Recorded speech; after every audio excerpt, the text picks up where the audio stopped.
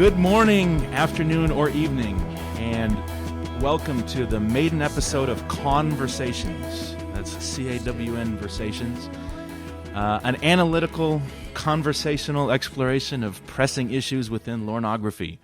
In this series, I hope to unpack and examine, in some detail, topics which interest us as Lornographers, and along the way, I hope to make brutal, merciless fun of that most worthless and thus most precious of God's creations, Lorne Armstrong. Lorne, if you're watching, I hope you're crying. I am, as ever, your humble Pope Pendleton, and I have a treat for you today, because today we're going to have a good old-fashioned debate on the following topic: Lornography or TCAPism.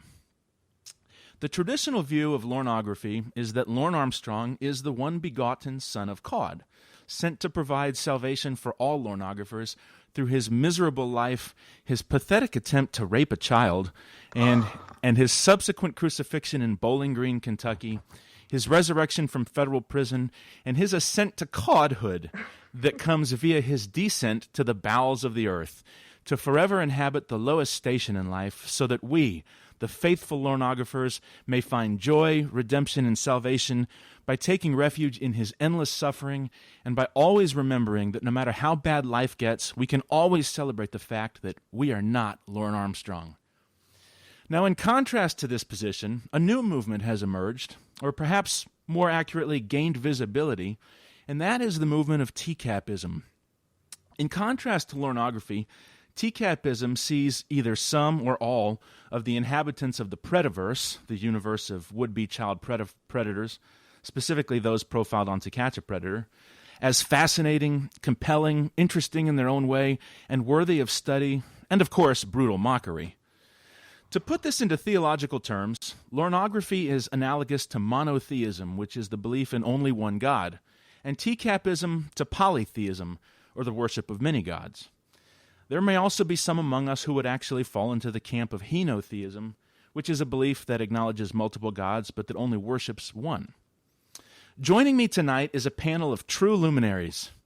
Representing the position that Lornography is the one true way, we have Ember and Tixxx, I hope I'm saying that right, the high priestess of the Church of God, Latter-day Lornographers, vocalist par excellence, and an apparent Radiohead junkie, which automatically makes her a cut above in my estimation. Ember, welcome to the broadcast. Please tell us a little about yourself and your organization. Hello, yes, I am the High Priestess of the Latter-day Lornographers, and we believe that Lorne Armstrong is the way, the truth, and the life. He is the weak coffee of the religion. He is a lovable, goofy idiot. We hate his guts. He's easy to hate, and we base our religion off of that. Okay, very good. Now, Ember, you obviously have a background in singing and vocalizing. Can you tell us a little about that? What is your, is this something you've done professionally or have done in a church setting before? Yes, as a child, I was in the youth choir, and it was something that I really liked to do. I liked to sing. I really liked Weird Al Yankovic as a child, so I would change the words and get in trouble a lot. And that's not a lie. I'd actually get busted singing bad words to church songs, and I'd get reprimanded, and I would feel really badly about it. But now I can do it and get likes on a YouTube channel, so that's great. Very nice. Yes. Well, you sing beautifully, and obviously your talents are well utilized, mocking our Lord and Savior relentlessly. And you are so sweet. My hat's off to you for your Radiohead fandom. They're probably my favorite band, so it's always nice to meet a fellow Radiohead fanatic, and especially someone who is familiar with some of the deep cuts. I saw you put "Lull Up" the other day, which is obviously a great song to work into the context of your online presence. A great song outright, but also certainly applicable for our religion. Yes, I love it. Even the lyrics are applicable to Lorne. And, I love that he just can't say just a big forklift. It has to be bigger than just like Lorne. It's smaller than what we think. I bet you it really was just like a little forklift. It wasn't a big lull. A mini lull. as the shaman would say. In Spanish, it would be a lolito. Very nice. Very nice. Well, thank you, Ember. Thank you for that introduction. Now, across the figurative table from Ember, I'm thrilled to introduce the representative of the school of TCAPism. You'll know him as arguably the foremost authority on TCAPism and on comparative studies of the figures of the Prediverse, and most recently as a victim of YouTube's draconian and Sphinx-like user policies, Mr. TCAPism. Now, Tixx is a bit of an outsider here because he's the only one of us who doesn't actually consider himself a Lornographer. But I can assure everyone that we won't hold that against him. Welcome, Tixx. Please tell us a little about yourself and your work. You know what, Sam? I had it all written down here. Yeah. And here you have it. I'm just going to roll that and throw it away because we as a community is under attack right now. And unless we gather our forces and collect ourselves together and we retaliate towards the pedophiles who organize themselves and who are taking down our videos, taking down our community channels, we will all be swept away within a few months. So I could make a comment about Lorne and TCAPism, and I will later, but right now I want to point out that we are on the brink of destruction. Amen. So, So unless people leave the unholy fate of Lornography, is that what it's called? Lornism, Lornography. I believe that there's not much to be done. Yeah. Well, I certainly won't say as the Pope of the religion, I certainly can't say people should leave it, but I will agree that we're under fire. As some of our members of our audience may know, I actually am experienced a little bit of the pain that you've experienced because 2 of my videos got pulled just today, including the I Loved Her First video, which is one of the seminal pieces of Lornography. So I'm pretty heartbroken about that. And I agree that we're definitely under attack, and we've got to be both aggressive and careful going forward in our work. So thank you both once again for being here. And now it is time for the question portion of the debate. Since we began the opening statements with Ember, Tixx, I'm going to begin the questions with you, sir. And my first question for you is this. You maintain that Lorne, while perhaps a conspicuous figure in the Prediverse, is nevertheless only one among many figures worthy of our interest. Yet you certainly must agree that he seems to occupy a place of fascination, interest, adulation, and even reverence that no other predator can lay claim to. This following that has sprung up around him has developed organically, and it seems to be insatiable. Can you tell us why you think this is so? If there's nothing special about Lorne, why do so many people seem to be so drawn to Lornography? And why shouldn't we see this resonance as proof that he is somehow different from the other predators? Mm-hmm. So people are most comfortable when they're safe. And Lorne it's safe to poke fun at Lorne, and people enjoy having other people poke fun at Lorne. People won't make videos about Lorne. They watch your videos. They watch, I'm not going to name names tonight, but they watch Lornographers' videos. And how many Lornographers are there? Like 7 or 10? And how pathetic isn't that? Like, this is like watching a superhero film with like 7 heroes and 1 villain. Like how many villains do you need to beat up? Did you watch Adam's West Batman? And you know the Penguin? And you have like Hulk and the Batman and Superman, and everyone's like beating him up, and I and a couple of other TCAPists have to struggle with all the rest of the villains. This is pathetic, and people are comfortable laughing at that because other people make it so easy. And I feel like Cassandra in the Iliad being raped upon the altar, prophesizing that we will all be destroyed by the lesser Ajax, not the greater Ajax. Okay, that's Lorne. I accept that, but other pedophiles are targeting me for pointing it out. So it's so comfortable. That's why everyone loves Lorne. They enjoy it. It's safe. They can repeat all the same. I'm not going to curse, but they're going to repeat the same fucking phrases that everyone knows. That's why. It is the equivalent of McDonald's meals. I will go online and I will make fun of Lorne. It's all done and prepared for me, and I feel bad afterwards. I feel bloated and all this shit that you feel when you get my idea.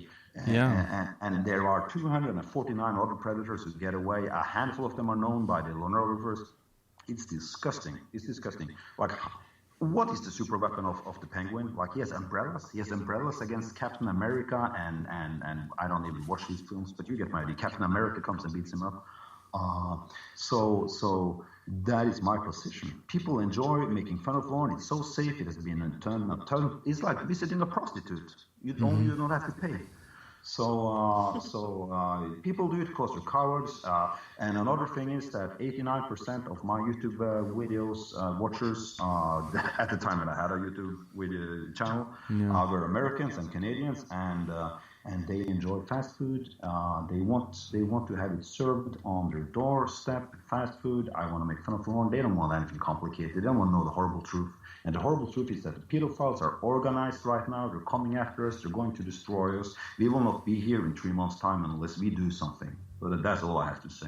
Okay. Well, a fiery response to that question. Ember, how might you respond to Tixx's words here?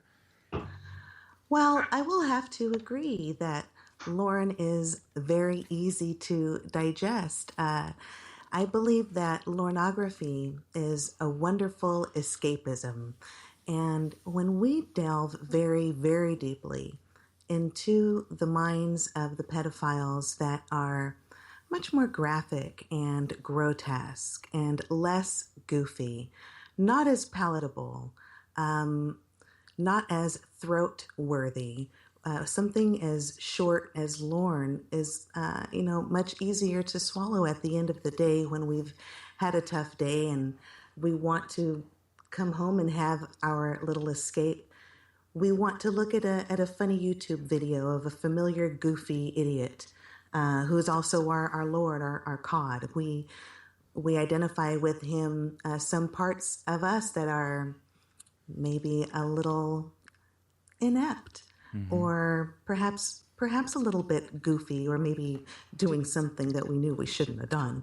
At least we can feel good that we are a cut above Lorne. We would never sink so low to do something like that. And even when we hear the phone calls and read the graphic chats, they never go into the places that I've seen the other chats go into.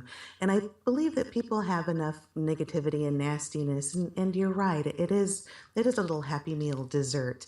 And I think that's what's appealing about our Lorne. A lot of the books of the Bible of the traditional Bible, if you want to count the New and Old Testaments, didn't survive the cut, and Lorne is memorable. Lorne is wonderful, and Lorne is valuable. Now, I want to also add that I believe Lorne is valuable because he is bringing attention to the others, and the others who are goofy, and the others who are not goofy.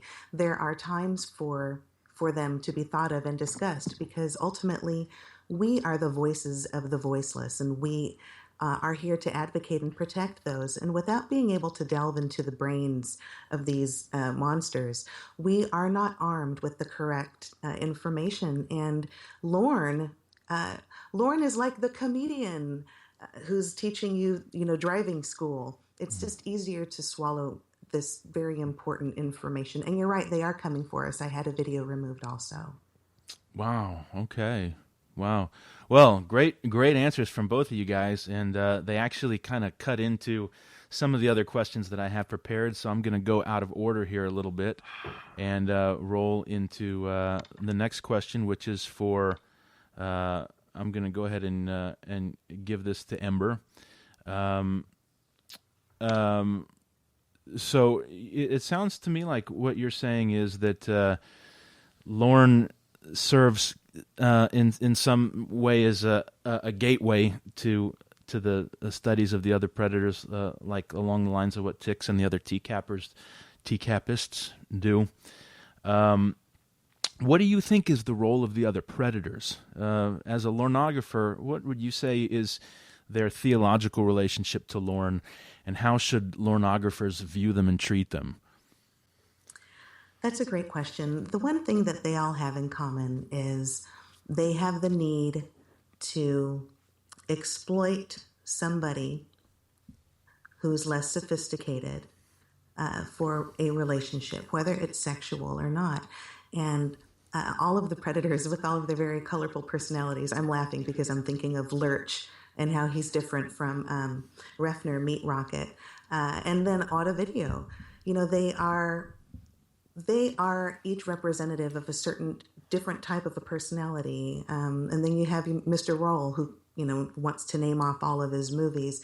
And you have somebody like Michael Siebert, who actually had a traumatic brain injury and has difficulty with making decisions and thinking about consequences. So Lorne is hilarious. He's great. He's goofy. He's, like I said, pedophilia light. He is attractive to the movement, which I believe is important. And every predator that you see on To Catch a Predator has something in common with the personality of somebody in your community. And it's very important to understand it. And I don't know if very many people know about Jack McClellan, who still is around here in the West Coast of the United States and California. If you are able to hone in and sharpen your ability to pick them out, then you're going to be able to have more armor, the armor of Cod. And Lorne is just the Pied Piper. He brings us all to what's important, which is awareness. Okay, Tixx, how do you respond? Well, first of all, I find it beneath all critique to even describe Lorne as a pedophile light. He obviously is a motivated predator, intent upon molestation, and he does. What is particular about Lorne is that he spends so much time preparing his predation, but part of that is the luring that Sherry Twist does. She has to string him along for a month. And who knows how many men she had on the hook for a month before she was able to reel them in. So Lorne is interesting because he has such a large chat log, and that's the end of it. And there are some books in the Bible that is pretty long, but they're not more interesting than, for instance, the Gospels, which are some of the shorter books in the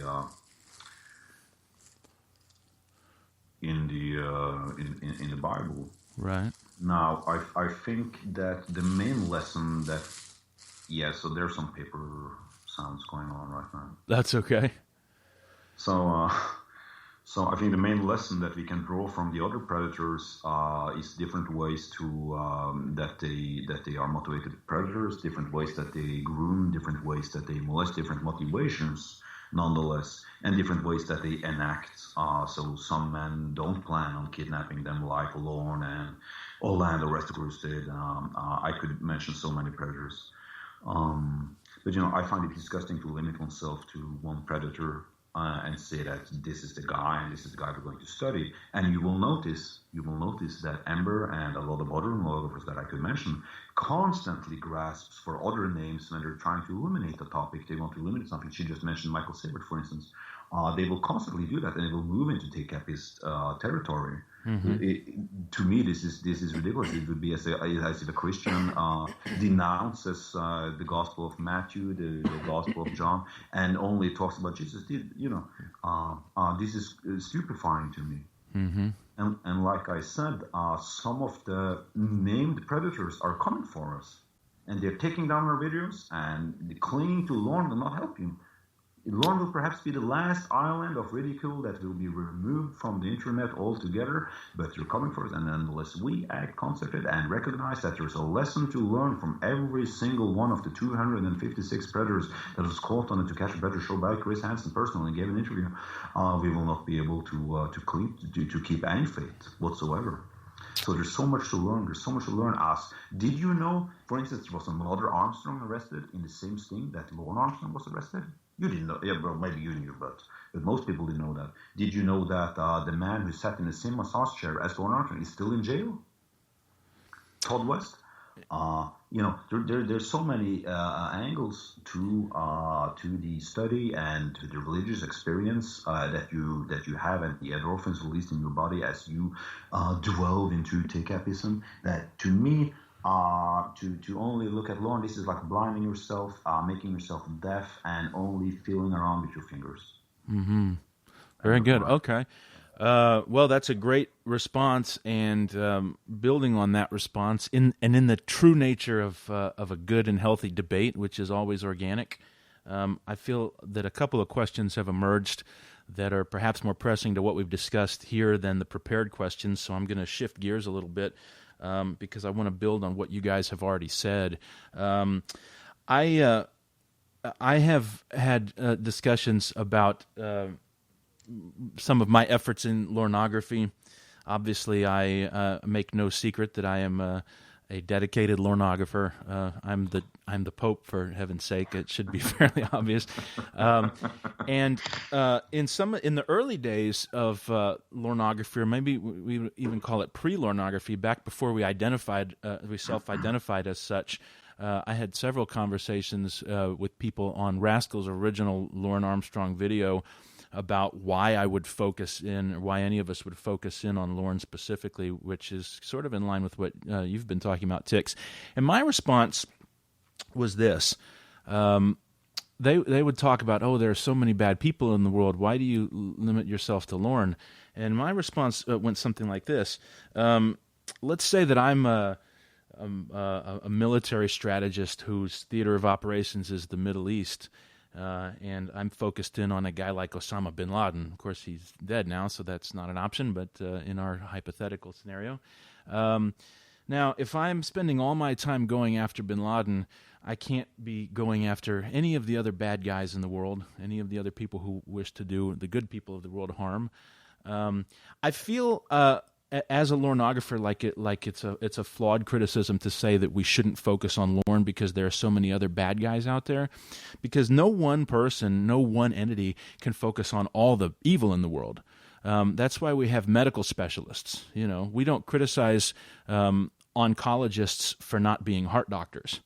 There are heart doctors who make it their mission in life to address the issues of the heart that people have with their heart, but cancer doctors, we don't criticize them for not being dermatologists. We recognize that there are lots of medical issues, and people we need specialists to address each of them. So, Tixxx, how would you respond to somebody's retort that Lornographers and Lornography is, it's a specialty? Yes, we're going after one of these bad guys. We're not saying that these other bad guys don't also deserve some attention, and maybe that's why we need TCAPists and Wearyists and people like that to go after some of these other guys. But that for those of us who are Lornographers, that we are doing a service by going after one of the bad guys, and we leave the other bad guys for the rest of you because we recognize that we can't go after all of them. How would you respond to a defense of Lornography thus? I would say that you're right. Lornography is a specialization, but it is unfortunately not understood so by most Lornographers and Lornographer fans. Way back in 2005, 2006, there was only TCAPism. But Lornographers will believe that they sort of founded the TCAPist movement and the interest, sort of the, how do you say the neo-Nazis? So it's the neo interests in the pedophiles of the Chris Hansen show. Mm-hmm. When in reality they're only sort of a specialized version of it, and they only focused on Lorne. The reality is way back in the early days of, if you could call it, the religious movement, before there was a church, a pope, before there was orthodoxy, it was only TCAPism. And in fact, Jeff Stacey was the main guy who got the most videos. Those are still available on YouTube. You could watch that. The same way John the Baptist was the most important figure in the Jesus movement until about 30 years after Jesus' death. So you're right in that you are a specialization, and you are a misbegotten specialization. You're going awry because people believe that Lorne is the only way. And people will react aggressively if you tell them that there are so many other motives for molestation. If I had my channel still, I could point to a number of debates in the comment section where I get called a pedo apologist for pointing out that a few men, like maybe 4 or 5 out of 250 men, were probably lured there. Were probably not entrapped in the legal sense, because some of the brothers show that they weren't entrapped legally, but they were lured. They were tricked into coming. They would not have molested otherwise. And it's a horribly small number, but a few men are tricked into coming, and they only point to Lorne, and they will say that Lorne, the predators, they did this, they did that, they planned this, they asked this and that, and they use Lorne as sort of our reference frame. And this is pathetic because you are a specialized subgroup. This is sort of like the Seventh-day Adventists or the Mormons coming back and teaching the Catholic Church how it is to be a Christian. It is ridiculous to me. Okay. Ember, what do you think? What do you think about that? Well, I think Tixxx and I have a little bit more in common than it seems. You know, the reason that Lorne, in my opinion, is the way, and when I say the way, the ultimate destination would be a greater understanding, in my personal opinion, and in my personal life and career. To Catch a Predator was something that would, play in the background while I did my studies, and later on while I did my paperwork as after I began working. Mm-hmm. One of the things that I love about Lorne is that there's something that I take very seriously, which is my ability to help and not hurt with personal experience and education and now career experience. Seeing the kind of things that I've seen, such as a father with a great attorney have his visits not taken away after his very rare strain of STD was found on the mouth of his toddler. The more graphic and terrible things that one would delve into, the not so funny stuff, the Davy wants to, the can I rape you anally Michael work, or if we do hook up and I get to rape you in the ass, what if I get going so hard that it feels so good that I can't stop and it's really hurting you like really bad and you don't stop? You wouldn't get me in trouble, would you? I believe that's one of the, it's horrible. And there are the goofy ones. Jeff Stacy, yes. Oh my God, I love that guy. I love his voice. He and Meat Rocket need to have a towel contest. Yes. But I do believe, I think that Lorne is great as an intro, just like Jesus. Jesus, he did some great, what a person who is not a Christian and wouldn't know the right terminology would call magic tricks, and fascinating and interesting. And then once you get into what Jesus has to say, then you are introduced to all of these different people who believe that they spoke on behalf of God and had something to share. And I think that is very similar to the reason that I got into Lornography as opposed to just being somebody who really liked looking at the predators from a study point of view. And now it's just he's just so much more fun to make fun of. Also, I mean, I guess it's the bully part of me, because he's the kid who pokes back, and it's so funny the way he pokes back. If you clown him, you get a good joke on him, and he tries to get you back, and it's so lame. It's just hilarious. It's kind of addicting. So well, on that note, let me just say that I don't think that Lornography or TCAPism, for that matter, falls into the category of bullying, because I think what distinguishes bullying from other forms of aggression or acting out against others is that the victims of bullying, the targets and marks of bullying, don't deserve the treatment they're being given. Whereas I think we would all hopefully agree that the predators, every member of the Predaverse deserves whatever pain we can inflict, whatever hardship we can put into their lives, and then some more. But I'll tell you, this is a great discussion. So we're going to sort of break.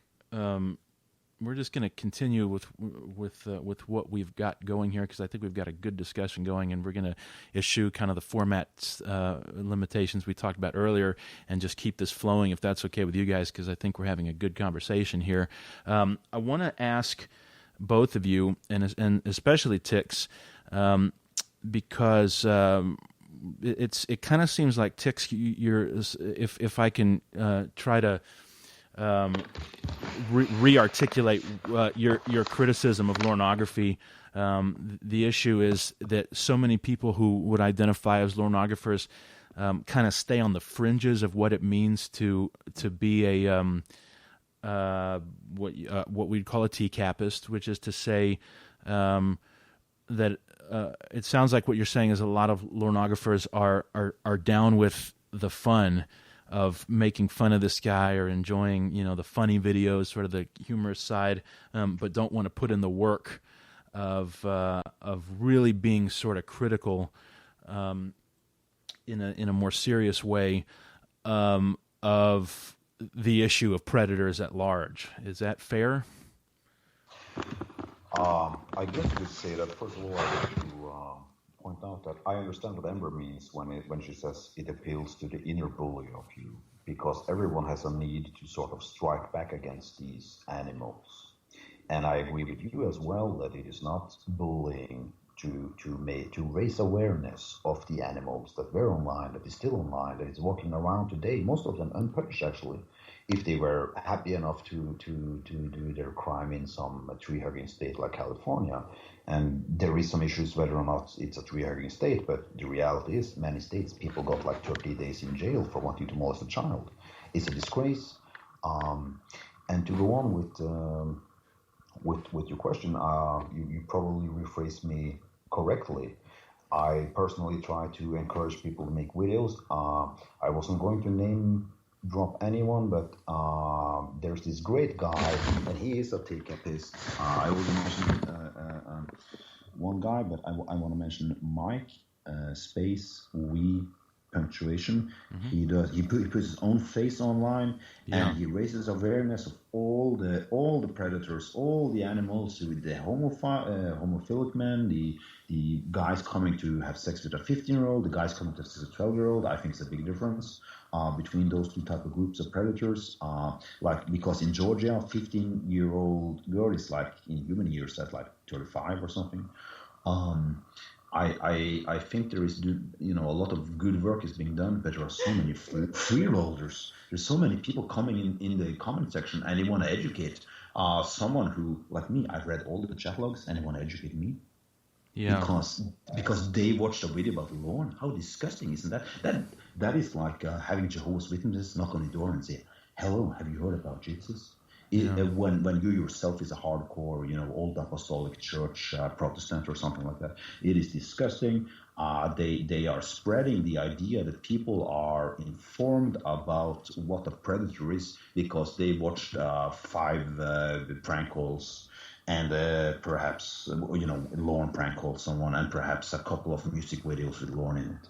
It is disgusting. It is how do you say? It's dumbing down. It is like when it misinforms people, and I really want to throw up when I think about it. Yeah, that's a great point. It kind of sounds like, when I was younger, I was in the service. And I can remember that among this, I'm making an analogy here. The first year, most of us who had been in the service for a year or less were gung-ho, and we were motivated, and we were all going to apply for officer commissions and be colonels someday, that sort of thing. And by about the third or fourth year, most of us are just ready to get out and do something else. When I was in college, my first year of college, there's so many people that talk about, I'm gonna be on the president's list every semester, and I'm gonna graduate with a 4.0 GPA, and I'm gonna go on to grad school and earn 3 or 4 master's degrees and go get a PhD somewhere. And what happened in the service, what happens in college, and with so many people is that they are good at the things they're interested in, the aspects of service or college or anything else that they're interested in, but they're not willing to put in the work in the areas that they're not so interested in, not so strong in. That's one of the reasons why it's common for people in undergrad programs to brag about their in-major GPA. It tends to be higher than their overall GPA because those are the fields that they're interested in. So it sounds like what you're saying is that if one finds oneself drawn to Lornography or Wearyism or any of the other schools of under the figures of the Prediverse, that you've got to be willing to put in the work in the areas that you maybe aren't drawn to. Otherwise, like you said, don't pat yourself on the back or call yourself some sort of a social justice warrior, online justice warrior or something, just because you got on and laughed at Lorne for a few minutes. Is that fair? Could I make an interjection here, or? Sure. Precisely, you are right at the spot now, because I can understand Lornography as sort of a cult where it's all about the journey and your own personal understanding of a single predator. But what is the point of TCAPism or even Lornography if it's not about your own personal insight and your own personal journey in order to understand the one divine insight that Lorne saw as Chris Hansen entered the room and he said, well, we have all seen it, and we know that Lorne, something went on in Lorne's brain there that we will never experience. And what's the point if you're not going to do a personal journey? You're just going to watch a 30-second parody of "I Loved Her First" or some other piece of shit video that's probably took 40 hours to produce. What's the point of that? That's like calling yourself a chef because you ordered a McDonald's meal. It's disgusting. It's disgusting. It makes you want to vomit, want to throw up.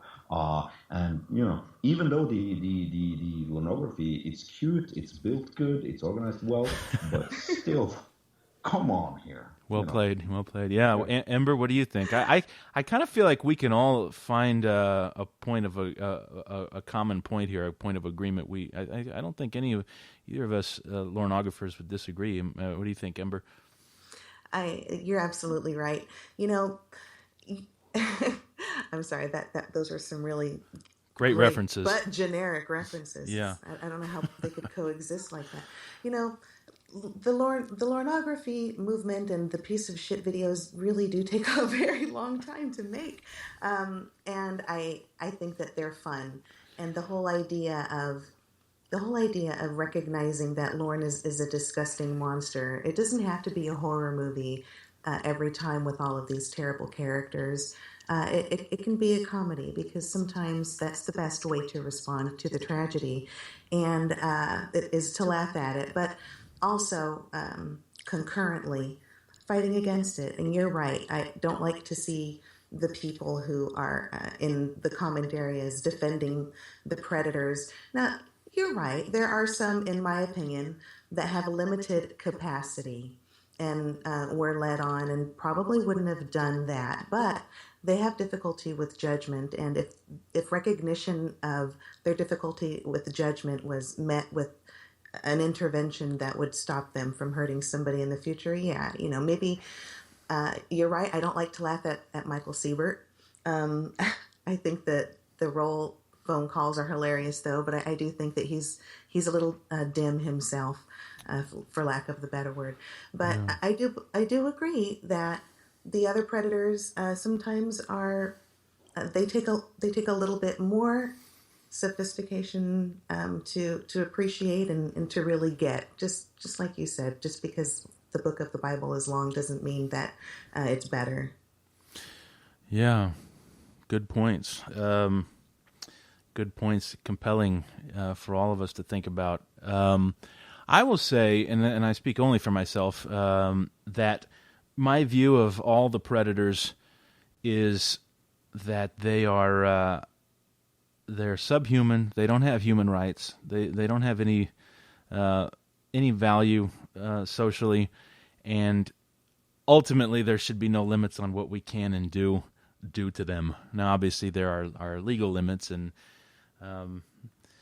we have to respect those. But I take such a low view of, and I think I speak for hopefully every single person both on the panel here and in the audience listening, that I take the lowest view of anyone who would do anything to a child. I think if you believe in an afterlife, if you believe in a hell or a place of eternal torment, suffering, there's a special place in hell for those people. Mm-hmm. So it should be probably. Go ahead. My only supplement to that is that there are so many predators who came with violent fantasies. There is a difference. There is a tier between predators. Some come for a willing 15-year-olds, others come to aimlessly rape a 12-year-old. And the degree to which they are punished by society varies wildly. Some people are sent to jail for 7 years, 10 years, like Gerald White or even Todd West, while other people like Jim Rutherford is let off with 40 days in jail.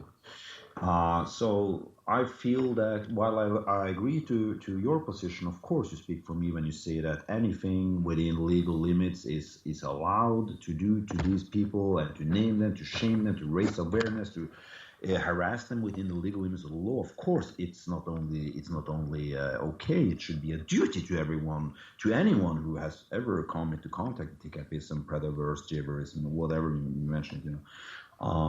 I also believe that some guys got a rawer deal than others. Some guys got a really raw deal. And I don't really think that Todd West, for instance, who got he's still in jail. He got 10 years. It was a low point on his life. He came there to, if you read his chat log, he's sort of a sweet guy. He made a bad decision. He should be in jail a couple of years, but to get 10 years, while other animals, to name them animals is actually an insult towards the biology of animals. Yeah. These gutter rats, these absolute filth of grab-active reptilian shit. I'm not going to curse, but, murder you, Yogtwai, much. Yeah. Speed. Yeah, they get off with a slap on the hand, kneel down, shoulder with a knife. Can I rape you? Everyone knows what I'm talking about here. Sure. So I think that we have a responsibility to raise awareness to a larger extent to the people who are not punished by society, while the people are still in jail. Like Marvin and Todd West. They don't really are not that interesting. Mm-hmm. Sort of a long line of rambling thought, but I guess I get my point across. No, that is a good point. And I just want to point out that otters rape baby seals to death. So maybe that would be the only mammals in comparison.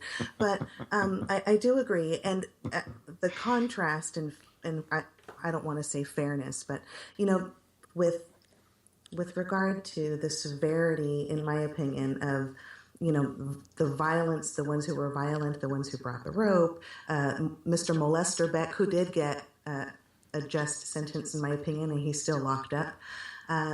There is a big difference between somebody who's bringing guns and ammunition and, a bury a body kit and a guy who goes and buys condoms and a bracelet. And they're both disgusting, and they're both vermin. And if you're listening out of video, I hate you, but please, if you want to show me those nude photos, I promise I won't share them with anybody else. But in all seriousness, it's easier to have fun with making fun of the goofier ones, and the ones, Michael Warwicker he was disgusting, but he was also very pathetic. But then you have the one who is newly a policeman. Can I eat your peach? Those guys deserve the ridicule. They just, I don't want to say they deserve the violence in jail, but I wouldn't be as upset if it happened to them as opposed to somebody like, Siebert. Yeah. Yeah, that's an interesting point. Both of you guys make interesting sub-points of this broader point about where is the line of demarcation? Do we want to say, Tixxx, you talked about West, and he's an interesting case to me because he's really kind of the anti-Lorne, or the bizarro Lorne, I guess would be, or I'm not sure how to say, maybe the tragic version of Lorne's Divine Comedy in some sense, because he came right before Lorne in the broadcast order, and there are a lot of parallels in terms of him being emotionally needy and in a low place in his life, and thinking that he was in love with this person. It's all there's so many aspects of his case that find analog in Lorne's case, but all those points where they're funny and they're really points of mockery for us in Lornography, but they make you kind of feel sad when you look at West's case, at least for me. So what do we do with something like that where, it kind of sounds like Tixxx, you say you feel like you got a raw deal. Raw in what sense raw? Raw relative to the deal that the other guys got? I mean, like he's in jail still, but a lot of these guys aren't. Lorne is someone whom I hope that we're still kicking him around 20, 30 years from now. I mean, whenever I try to explain my fascination with Lorne to outsiders, I always say the same thing, which is that I don't want him to die. I hope he lives a long life and every day of it is worse than the day before.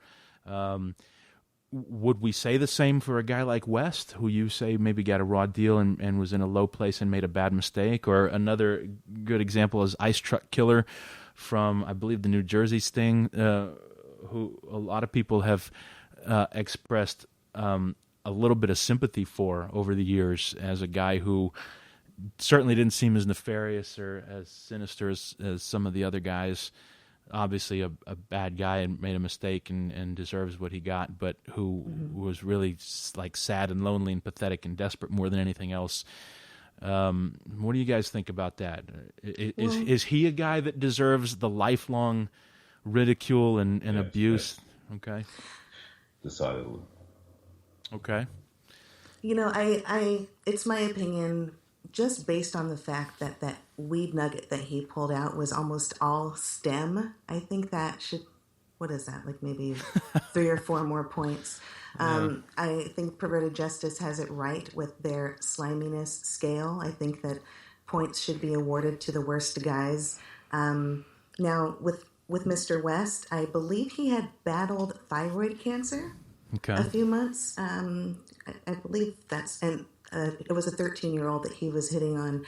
So, there are all different sorts of things here. And I think that it is, once again, just kind of throwing back to what I said earlier, the difference between a lawyer who's really busy and who works for the public and has to jam a bunch of cases in, and another one who's motivated to get paid well and to have a good reputation with experience. And unfortunately, Mr. West, who walked over with sandals and shorts, couldn't afford a good lawyer and good representation, who probably could have made a case that he should have received some rehabilitation along with that prison sentence. Because there are physical problems and biological problems that do affect your ability to make decisions. Now, that doesn't mean that you should be let out, into the public freely to make these decisions without any punishments, of course. But I do feel differently with him and Ice Truck Killer than I feel, for maybe John Wesley Elliott, who maybe seemed like a nice guy, but had a bunch of child porn saved up and ready to go. Jesus. I think he might have the creepiest single line in the whole Prediverse, the gosh, you're pretty. It's just so, you're pretty. In context, God. That line, yeah. And I'd also like to throw out that I don't think West could afford a T-shirt that fit him either. We're talking about him being a little bit, sorry. So obviously, when they do have child pornography on their computer, it speaks a lot about their intention and their willingness to victimize someone else, because downloading child pornography is repeating and reliving the abuse that the child that is pictured in that image suffered in the first place. And John Elliott West is a particular animal in that sense. I just disagree. For instance, and here we have the faults of Ember as a lornographer. She sort of whitewashes Ice Truck Killer, Michael Lubrano, although he showed up for a 14-year-old. He was going to molest her. He was going to perform sex on her. He was going to give her drugs. If you were going to have an animal come over and molest your daughter, would you prefer it would be a guy like Lorne who would have sex with her, or a guy like Michael Lubrano who would have sex with her and give her drugs? Who's the worst guy there? But still, Perverted Justice's sliminess scale doesn't account for drugging or bringing alcohol. I'm saying he's a complete monster entering your house. Yeah. And of course, some people think that weed isn't a bad drug. I've seen people addicted to weed. People don't talk a lot about pot addiction, but actually a lot of people are addicted to pot. A lot of people get psychological problems with it, and it's also a gateway drug. So Lorne didn't bring alcohol, for instance, and to me that is a redeeming trait. Speaking, going back to Todd West again, and your question about that, I think that he got a raw deal comparatively. I believe that showing up to have sex with a 13-year-old girl like he did, wetting my finger, putting it up in there, like, I would say 10 years, 15 years. And then more for violent fantasy, like 20 to 25 for some of the more exaggerated ones. But as it is, knowing that, for instance, Michael Lubrano not only got off scot-free, but also got off free in the eyes of the society, the eyes of the internet, the eyes of the morally corrupt Lornography community. I think that Todd West got an incredibly raw deal. I think that he should have gotten off with 6 months in jail. If people are comfortable with Ice Killer getting off, why shouldn't Todd West get off? The only thing that he said is that I'm a machine operator, I'm single, I'm lonely, I have a job. He doesn't get sexual until my channel was closed down, so not many people saw that video. But he doesn't get sexual until pretty far into the video, and he gets lured a lot.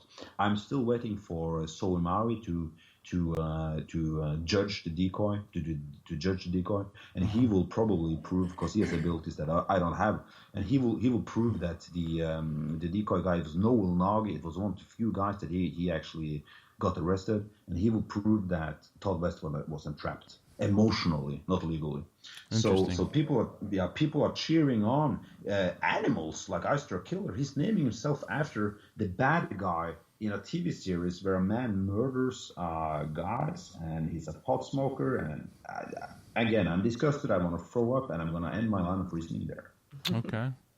All right. Interesting. Well, if I can just say, I do believe that perverted justice has it right with their sliminess scale, but I think that it's way too simplified. I agree that there are, and I have to admit ignorance. I thought that he was actually prosecuted. I didn't know he was let off. Every one of these disgusting pigs needs to be registered, and yes. They need to be able to have their pictures updated and shown and very easy to find. I hear there was a time when they had to go, door to door and, introduce themselves in the neighborhood. And I like that idea. Not that they've come to my door, but they need to make themselves known, and they deserve the ridicule, and they are all disgusting, and they deserve lifetime registration. Go ahead. That was just in The Big Lebowski. I don't think that anyone ever had to do that.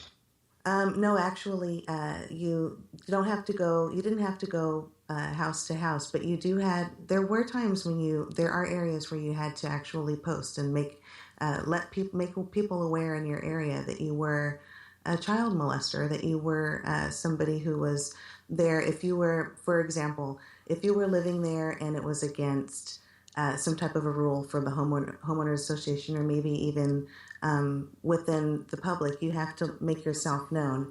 And that was before there was, the computer. You couldn't always just go look up. You would have to actually go to the police department, and I think that was their answer to that. And we might want to research that a little bit, because that was before I was practicing. But I do remember that being referred to professionally, that there was, that put a target on people, and there was an argument against it.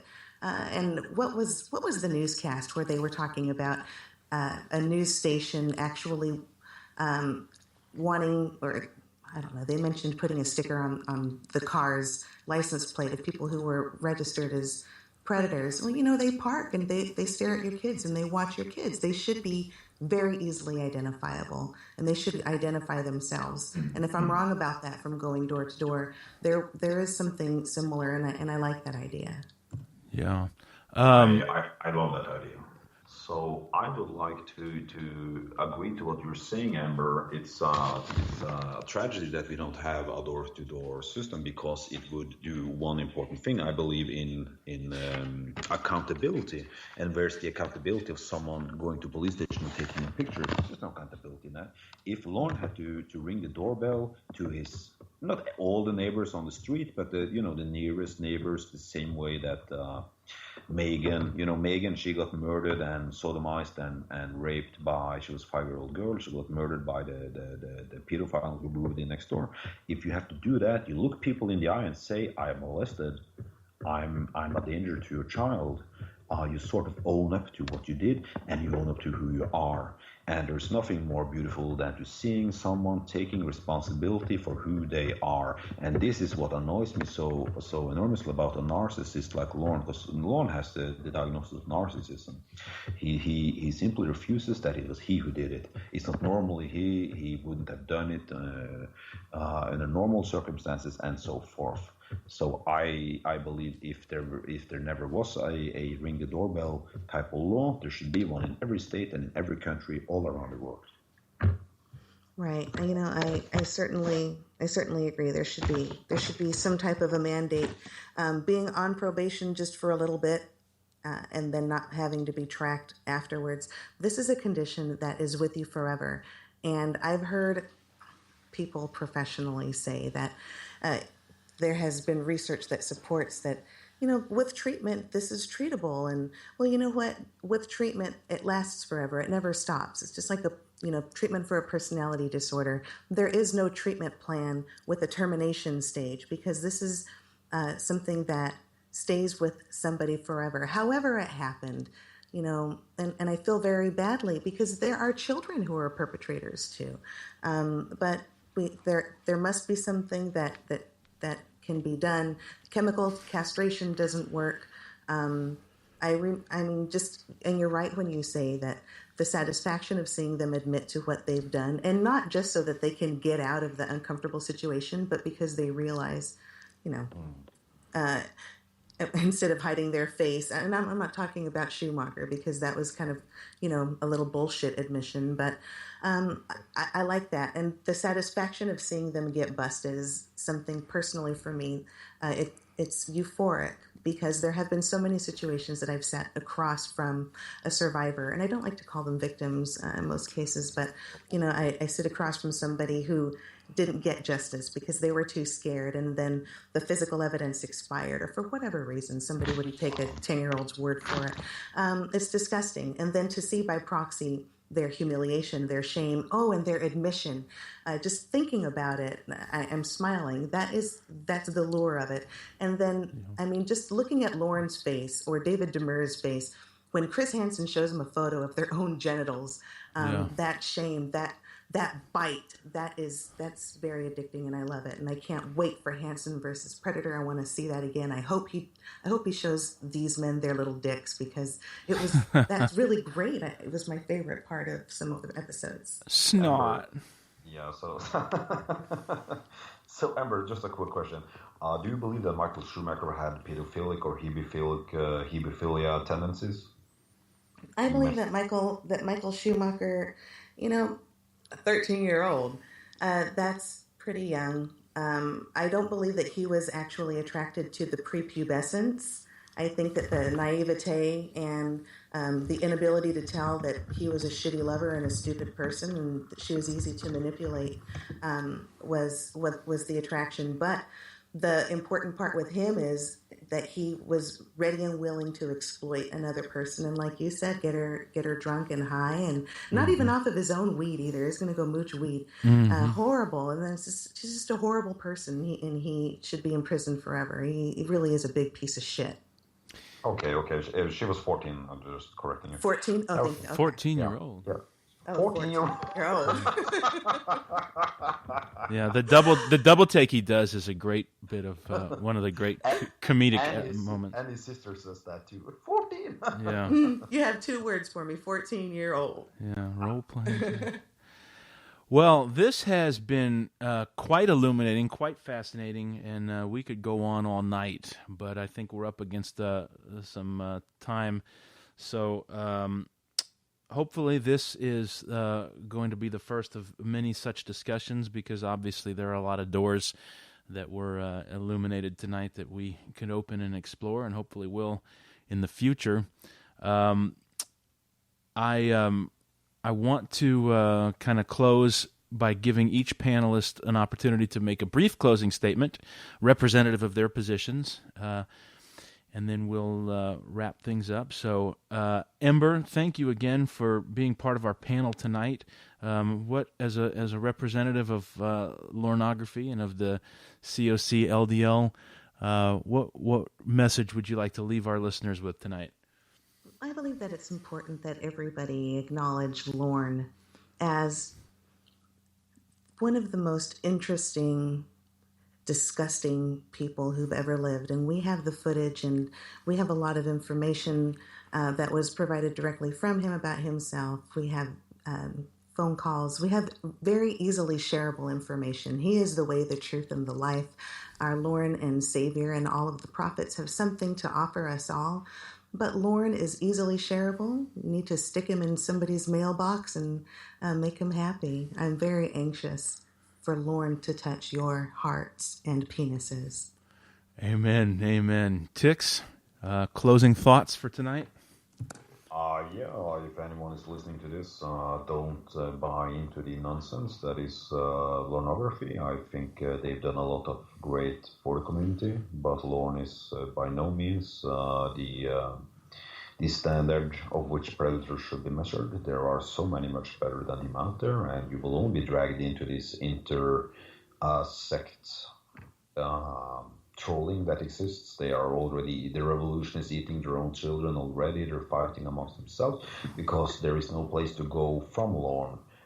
Meanwhile, there are 255 other predators that appeared on the TCAP show, gave an interview to Chris Hansen, read the chat logs, give an intelligent debate, and don't get suckered into these narcissistic people publishing videos. Please press like me on YouTube, like me on Facebook.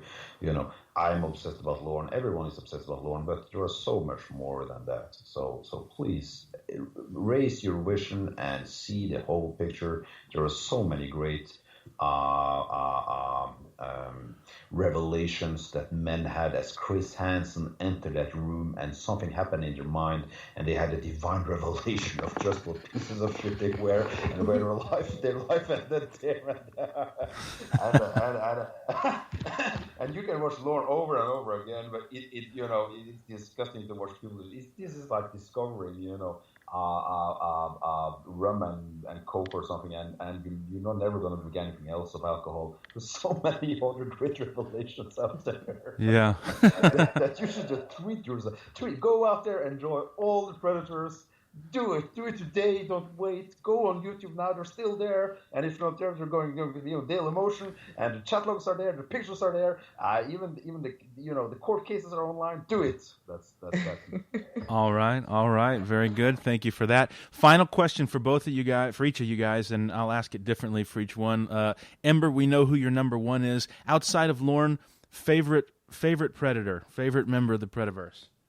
Oh my goodness, it would have to be a toss-up between Alonzo and Demers, but I would have to say it's Demers, and I'll tell you why. It really annoys my husband that I make so many jokes about him. Lorne is the weak coffee of the religion, though, so other than him, it would have to be David. Okay. Tixx, do you have a favorite? Is there someone you would, in light of what you've said, is there someone who personally you would say is your most entertaining?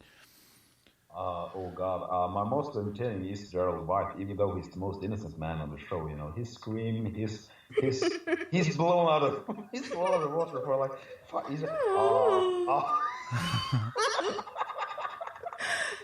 feel so guilty. He's like Tarzan. Like Chewbacca. Very nice. Very nice. Read Steve Take Pics. He's an eclectic. He's an eclectic predator. Steve Take Pics. He has three. Richard Stephen Burnham. If you don't want to read one chat log, read him. Really? Okay. All right. Check it out, everybody. Check it out. Go check those chat logs out. Go check out the Church of Cawd LDL. We'll put that in the description below. If we get this up before or after Tixx, you're planning to take your scene to Daily Motion, is that right? So right now I have been. I don't know which detail you want me to go into, but there's a named predator. He's the human Q-tip. I will not name his because you have Q-tips in America, right? Sure. Yeah. So I'm not going to name his name because if you name his name inside a video like Crestfallen did, he will be able to take down this video. So I will not name him, but he's the human Q-tip. Everyone knows he's a Star Wars fan who appears in the California sting. I'm negotiating with him online. Really? Okay. I mean, to contact one of the divine people of the TCAPist, of the Predaverse. I have information about him that I will release about his family. He did some advertisement work for Adidas. Wow. Okay. If he will give me an interview by email, I will go back to YouTube. If not, if he keeps hounding me, there's no way I can stay on YouTube because YouTube just keeps taking down all the videos I put up. Right. Otherwise, I'll see you on Daily Motion. Okay. All right. So stay tuned for that, everybody. Even with YouTube's iron fist, we continue to roll on and roll forward. And anyway, folks, this means we've come to the end of tonight's broadcast. On behalf of today's panel, we hope you found this enlightening and entertaining. Please leave your thoughts below. Follow the link in the description to cast your vote for the winner of tonight's exchange. I really kind of feel like, it I don't want to say it devolved, but we'll say that it took its own course, the way the discussion evolved. So it really wasn't a strict back and forth, my point or your point, which I think was better. But in any case, we'll have a poll up, so check that out, and we'll announce the winner at some point in the future. I have some other panels in the works for future broadcasts, and just a thought for everybody, we need to start thinking about Lorne Radio 5, so keep that in the back of your mind. Leave some comments about it. We'll try to do that in the future. In the meantime, I want to close with this brief message to Lorne and to all the predators and to those who defend them. We're often asked the question, why do we do this? What's the fascination? What is our obsession with these guys? And I'll put it simply, addressing Lorne specifically, but this applies to any and all predators, would-be predators, and anyone who defends these guys or criticizes what we do in any way. Lorne, we do it because we hate you.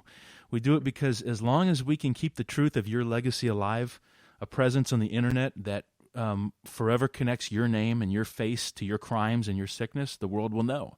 You'll never be able to go down the road or show your face anywhere without wondering if the faces looking back at you know who you are and what you've done. And that is why we do what we do. As long as we have breath in our lungs, we won't ever let the world forget, and we won't ever let your lives be normal. It's really simple. Keep your goddamn hands off our daughters and our sisters and our granddaughters and our nieces and our sons and grandsons and nephews too. Off all the innocent, beautiful children in the world who deserve to grow up in a place where your existence isn't tolerated and where they don't have to fear your evil. Take ownership for what you've done. Acknowledge what you are. Make amends for the evil that you've done to others. Until then, enjoy the show and burn slow. So, until next time, Lornographers, on behalf of Ember and Tixxx, and the entire Church of Cod, the dark shadows of Lornism, and all the good people of the world, God bless you all, and remember, rejoice, for you are not Lorne Armstrong. Bye, sweetheart.